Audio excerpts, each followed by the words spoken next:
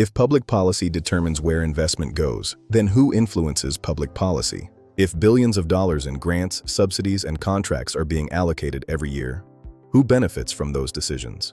And perhaps most importantly, who helps elect the people making them? Welcome to one of the most uncomfortable conversations in American politics: the relationship between money, development, and political power.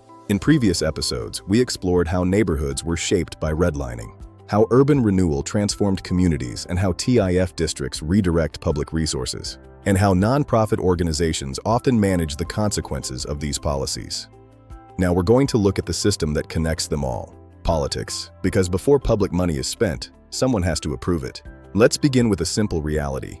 Running for office is expensive. Candidates need money for staff, advertising, mailers, events, digital campaigns, fundraising, and voter outreach. As a result, elected officials depend on donors. Campaign finance is legal, necessary, and protected by law. But it also raises an important question.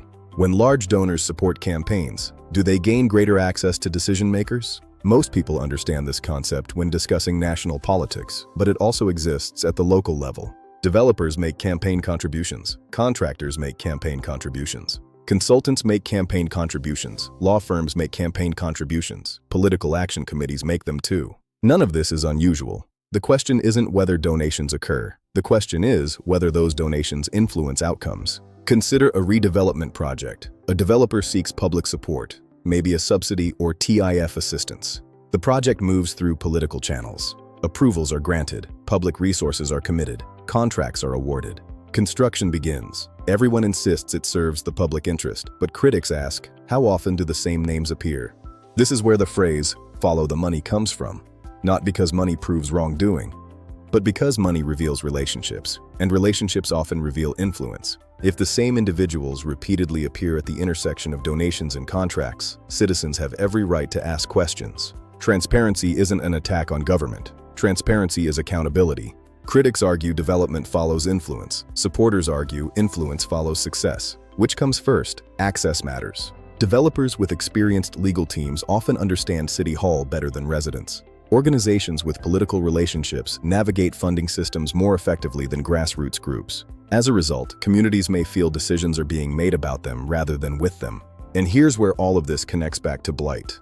A struggling neighborhood represents opportunity, not necessarily for residents, but for those positioned to manage redevelopment and secure subsidies. Government contracts, grants, and land acquisition create opportunities. And wherever opportunity exists, competition follows. The issue isn't whether development should happen. Communities need investment. The issue is who controls the process. Because every public dollar spent reflects a political decision. Someone decided where that money would go. When residents don't understand how those decisions are made, trust begins to erode. People begin asking, why this neighborhood? Why not us? These questions aren't signs of cynicism, they're signs of democracy. The story we've explored throughout this series is ultimately a story about power, redlining, urban renewal, and TIF. And politics determined who controlled the decisions. In our next episode, we'll bring all of these pieces together. We'll examine Chicago as a case study and connect the dots. This is the Business of Blight. We're about to connect the dots.